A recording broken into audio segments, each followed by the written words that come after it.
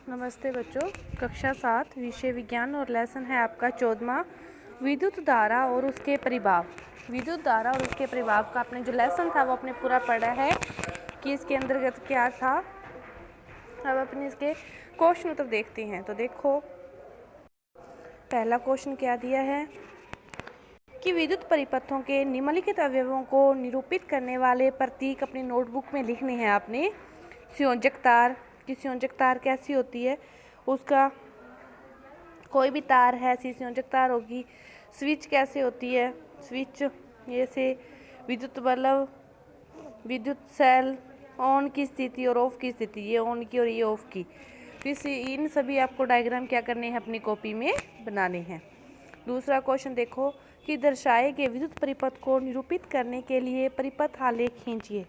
ये आपको दे रखा है। इसको निरूपित करने के लिए परिपथ आलेख इस प्रकार से होगा। एक सेल लगेगा, एक स्विच लगेगी और एक बल्ब लगेगा। तो इस प्रकार होगा। तीसरा है वो देखो कि आपकी इस डायग्राम में 4 सेल आपको दिखाए गए हैं। रेखाएं खींचकर यह निर्दिष्ट कीजिए कि ये चारों सेल टर्मिनलों को तारों द्वारा संयोजित करके आप बैटरी कैसे बनाएंगे। तो बैटरी बनाने के लिए देखो, ये सेल है।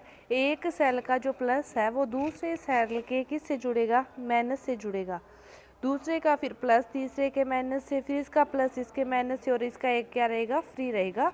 मतलब प्लस प्लस से नहीं जुड़ेगा। पहले का प्लस दूसरे के माइनस से, फिर उसका प्लस अगले के माइनस से, फिर उसका प्लस अगले के माइनस से। इस प्रकार अपने को जोड़ना है। बस एक ही बात याद रखनी है कि एक सेल का जो धन टर्मिनल है वो दूसरे सेल के ऋण टर्मिनल से जुड़ा हुआ होना चाहिए। चौथा क्वेश्चन देखो कि परिपथ में बल्ब दीप्त नहीं हो पा रहा है, तो क्या आप इसका कारण पता लगा सकते हैं। तो इसका परिपथ कारण पता लगाने के लिए देखो, इसके आपको जो डायग्राम दिखाया गया है इसमें दोनों सेल के दोनों जो प्लस प्लस टर्मिनल हैं दोनों क्या हैं, पास पास हैं। इस कारण वो बल्ब है वो प्रदीप्त नहीं हो रहा, क्योंकि एक सेल का धन टर्मिनल हमेशा दूसरे सेल के ऋण टर्मिनल से जुड़ा होता है।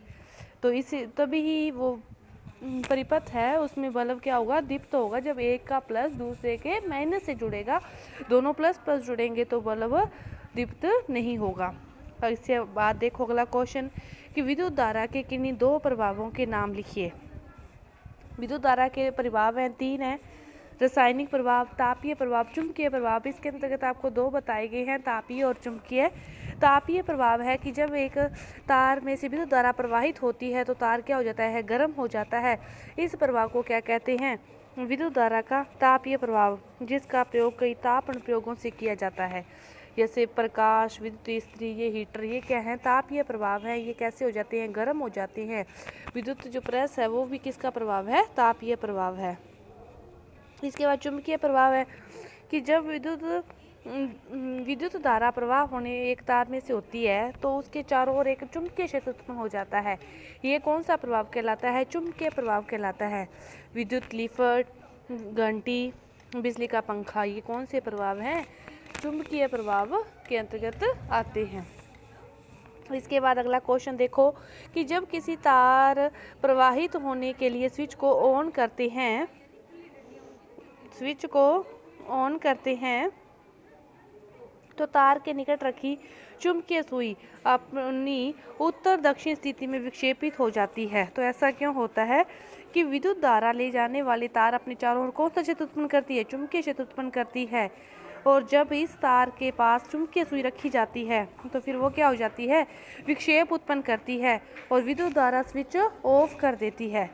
तो इस प्रकार होती है। इसके बाद 7वां क्वेश्चन आपको डायग्राम दे रखा है, इसमें दर्शाए गए विद्युत परिपथ में स्विच को ऑफ किया जाए तो क्या चुंबकीय सुई विक्षेप दर्शाएगी, नहीं दर्शाएगी, क्योंकि चुंबकीय सुई स्विच बंद होने पर विक्षेप नहीं दिखाएगी, क्योंकि विद्युत प्रवाह का कोई भी स्रोत नहीं है। यहाँ एक सेल या बैटरी को जोड़ने की जरूरत है और विद्युत प्रवाह की अनुपस्थिति में तारों द्वारा कोई भी चुंबकीय क्षेत्र नहीं है, इसलिए चुंबकीय सुई क्या है, विक्षेप नहीं दर्शाएगी। रिक्त स्थानों की पूर्ति करनी है कि विद्युत सेल के प्रतीक में लंबी रेखाएं उनके धन, ऐसे सेल में ये होते हैं ना, तो लंबी रेखाएं तो धन टर्मिनल होती है और छोटे वाली ऋण टर्मिनल होती है। दो या दो से अधिक विद्युत सेलों के संयोजन को क्या कहते हैं? बैटरी कहते हैं। और जब किसी विद्युत हीटर के स्विच को ऑन करते हैं तो इसका अवयव रक्ततप्त लाल हो जाता है और विद्युत धारा के तापीय प्रभाव पर आधारित सुरक्षा युक्ति को क्या कहते हैं? फ्यूज कहते हैं। इसके बाद देखो सत्य असत्य दर्शानी है। सत्य है तो देखो पहला क्या दे रखा है कि दो सेलों की बैटरी बनाने के लिए एक सेल के ऋण टर्मिनल को दूसरे सेल के ऋण टर्मिनल से संयोजित करते हैं। गलत है। एक के ऋण को दूसरे के धन टर्मिनल से संयोजित करते हैं। दूसरा है कि जब किसी फ्यूज में से किसी निश्चित सीमा से अधिक विद्युत धारा प्रवाहित होती है तो वह पिघलकर टूट जाता है। यह सत्य है। इसके बाद विद्युत चुंबक चुंबकीय पदार्थों को आकर्षित नहीं करता। यह असत्य है। विद्युत चुंबक चुंबकीय पदार्थों को आकर्षित करेगा और विद्युत घंटी में विद्युत चुंबक होता है। ये भी क्या है? सत्य है। ये है असत्य था। इसके बाद 10वां क्वेश्चन देखो कि क्या विद्युत चुंबक का उपयोग किसी कचरे के ढेर में से प्लास्टिक को पृथक करने के लिए किया जा सकता है? विद्युत चुंबक है वो लोहे को आकर्षित करेगा, तो प्लास्टिक में कोई भी चुंबकीय गुण नहीं होता, तो वो प्लास्टिक की पदार्थों को, प्लास्टिक की चीज़ों को वो अपनी ओर आकर्षित नहीं करेगा, तो इसलिए उसका उपयोग नहीं किया जा सकता। इसके बाद देखो 11वां क्वेश्चन कि मान लीजिए कोई विद्युत मिस्त्री आपके घर के विद्युत परिपथ में कोई मरम्मत कर रहा है, तो वह तांबे के एक तार को फ्यूज के रूप में उपयोग करना चाहता है, तो क्या आप इससे सहमत हैं?